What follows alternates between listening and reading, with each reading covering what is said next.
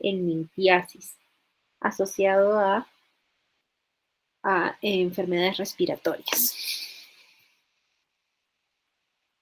Vamos a ver aquí.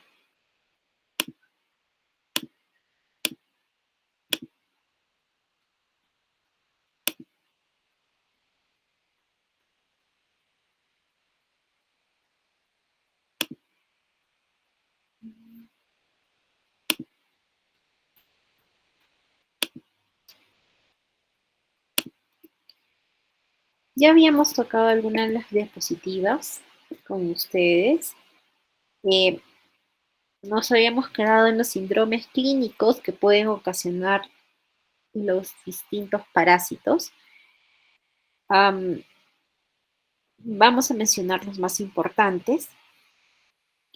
En cuanto a la presentación de masa o nódulo pulmonar, tenemos al equinococo granulosus y la difilofilariae ignitis. En caso de la hidatidosis, vamos a tener una ponencia, un tema aparte, por tener relevancia en nuestro medio. En cuanto a la presentación de infiltrados pulmonares, tenemos dos clasificaciones. Una que es sin afectación extrapulmonar y la otra es con afectación extrapulmonar. Dentro de la afectación solo pulmonar tenemos el síndrome de Löffer,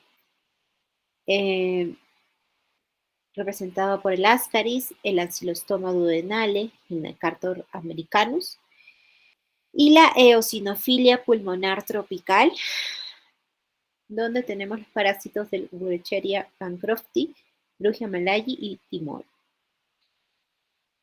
Los cuadros clínicos que también tienen afectación extrapulmonar son el síndrome de Katayama, el larva migrans visceral y el síndrome de hiperinfección por estrongilotes. Otras presentaciones clínicas, tenemos un paciente que presenta un patrón miliar similar a la TBC miliar o que también puede causar hipertensión pulmonar ocasionado por el parásito schistosoma. Hay otros parásitos que presentan cierta frecuencia de derrame pleural, como el Paragonimus, y otros que afectan los músculos, como la triquinela. Entonces, vamos a hablar de los infiltrados pulmonares y la eosinofilia tropical pulmonar. Empezando por el síndrome Löffler. En 1932, Löffler describe este síndrome como infiltrados pulmonares transitorios más eosinofilia en sangre periférica. Es característico esta presentación, ¿no? Ya habíamos mencionado los parásitos que lo ocasionan, el Ascaris, el Ancylostoma duodenale y el Necator americanus. ¿Cómo es el cuadro clínico? Puede ser desde un cuadro asintomático o un cuadro subagudo, ¿no? Y rara vez ocasionan cuadros graves. Puede haber compromiso pleural también. El paciente va a describir fatiga, dolor torácico tipo punzada, y un cuadro clínico similar a una crisis asmática. En el examen físico podríamos encontrar estertores húmedos y sibilancias. ¿Cómo se caracteriza el compromiso pleural? Es un líquido tipo exudado, ¿no? Que puede tener eosinófilos aumentados. Y la anatomía patológica observarse como una pleuritis fibrinosa. Para el diagnóstico del síndrome de Löffler, tenemos que tener tres consideraciones. Que el cuadro radiológico, que son los infiltrados pulmonares, no guarde proporción con el cuadro clínico del paciente, la severidad. Y es un cuadro generalmente benigno.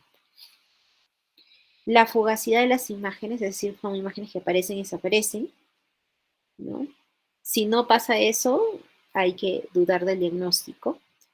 Y la presencia de eosinofilia. la cual no guarda relación con la presentación radiológica ni clínica. Aquí tenemos presentaciones de eh, la invasión por el parásito de la Ascaris lumbricoides. En el primer cuadro de la izquierda tenemos el síndrome de Loeffler, donde observamos una consolidación basal derecha que va desapareciendo hasta desaparecer y va migrando hacia el lado contralateral, ¿no?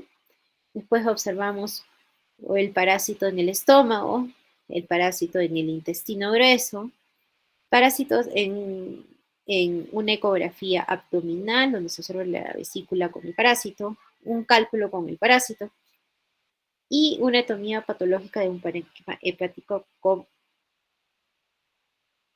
Ascaris.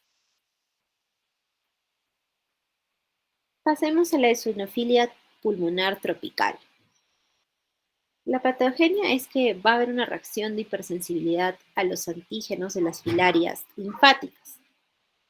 Como habíamos mencionado, aquí actúa la Burkholderia, sobre todo la Burkholderia bancrofti, la Brugia malayi y la Brugia timor.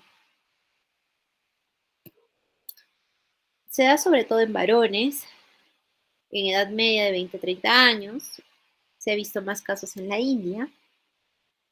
Y habitualmente el cuadro clínico se parece a una crisis asmática grave que no responde al tratamiento convencional.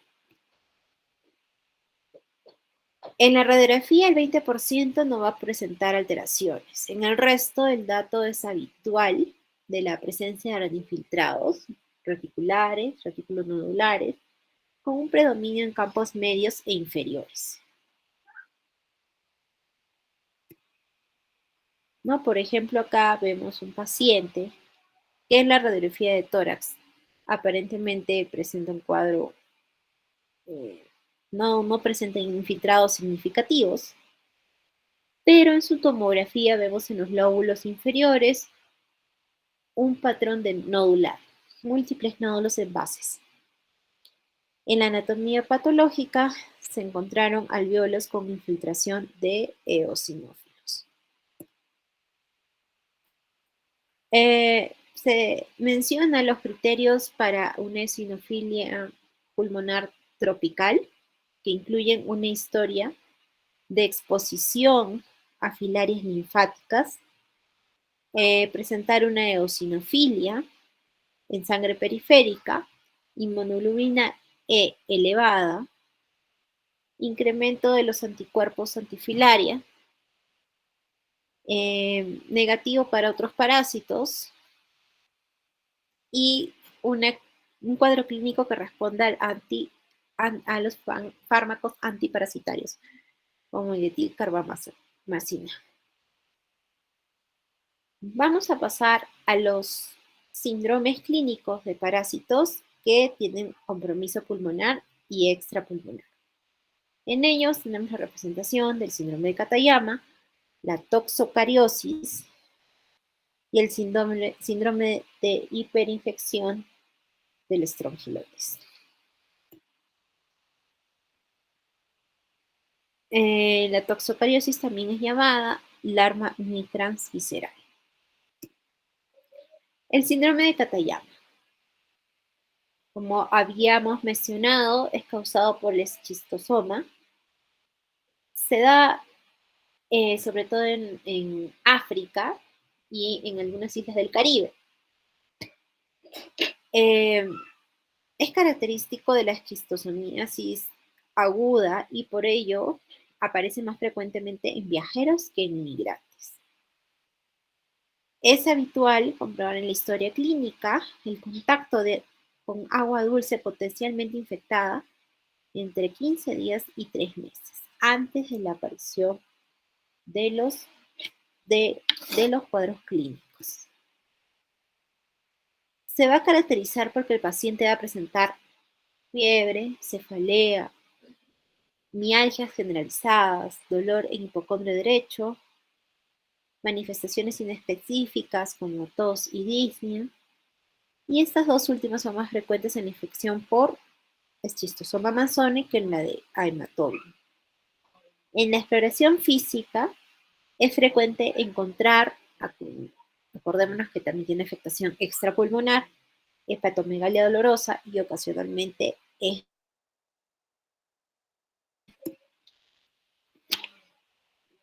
la eosinofilia, generalmente constante, y la presencia de anomalías radiográficas torácicas con infiltrados micronodulares, condensación alveolar y engrosamiento de la pared bronquial son frecuentes. La, la esquistomiasis se va a contagiar por vía transcutánea, ¿no? Como hemos mencionado, al contacto de agua dulce contaminada.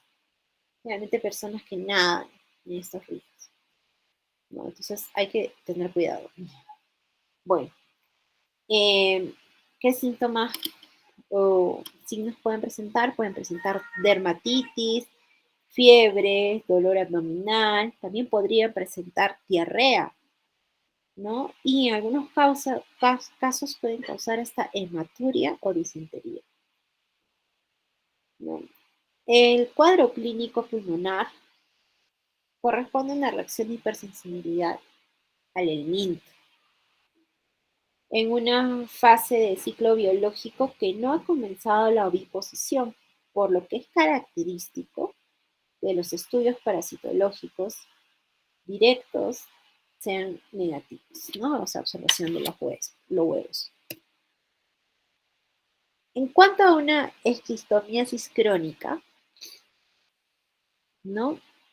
Va a haber, como habíamos mencionado dentro de los síndromes típicos de presentación, puede causar una hipertensión pulmonar este parásito esquistosoma. ¿Y cómo lo hace? Consecuencia de la embolización de huevos, que va a generar una respuesta inflamatoria granulomatosa, causando una hipertensión secundaria.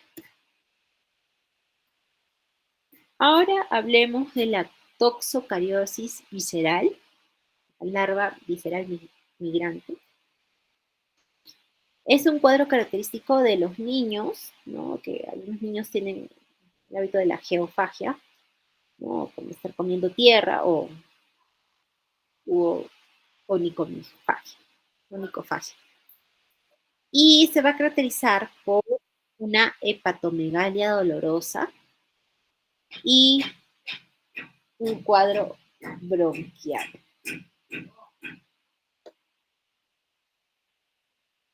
Además, puede aparecer lesiones cutáneas como prurigo y urticaria y artritis y otras como miocarditis, glomerulonefritis y alteraciones neurológicas, ¿no? Es el cerebro, unas crisis, presentando crisis epilépticas. En los exámenes complementarios podemos encontrar eosinofilia, hipertransemisemia e hipergamaglobulinemia.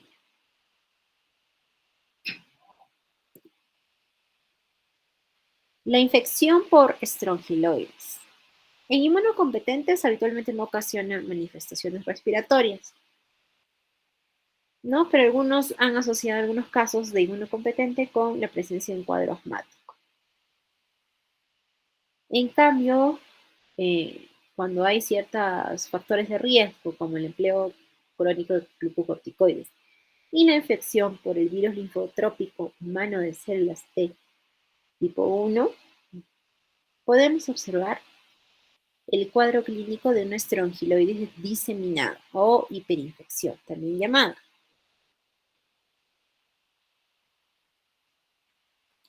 Hay dos patrones que se pueden asociar o presentarse aislados, que es una infección bacteriana, una sepsis por bacterias transportadas desde el intestino, o una hemorragia alveolar difusa, ¿no? El cuadro clínico es variable desde un compromiso pequeño hasta un gran compromiso bilateral, ¿no? Dando clínica desde pausis sintomática hasta formas graves con disnea, tos, hemoptisis y opresión precordial. Es Muy frecuente la asociación con manifestaciones digestivas como dolor abdominal, náuseas, vómitos, diarrea y estreñimiento. En la radiografía vamos a apreciar infiltrados pulmonares intersticiales bilaterales o focales. A diferencia de otros cuadros mencionados, la eosinofilia no es un dato frecuente, lo que dificulta la sospecha diagnóstica. En el esputo y en otras muestras, es posible la visualización de larvas filariformes o rhabditiformes e incluso huevos del parásito. Y podremos también encontrar manifestaciones clínicas de hipertensión pulmonar con disnea y dolor torácico sordo, a la que puede añadirse datos de insuficiencia cardíaca derecha. En la radiografía de tórax, el patrón más característico es el miliar simulando una tuberculosis y los datos habituales de hipertensión pulmonar. Bueno, este es un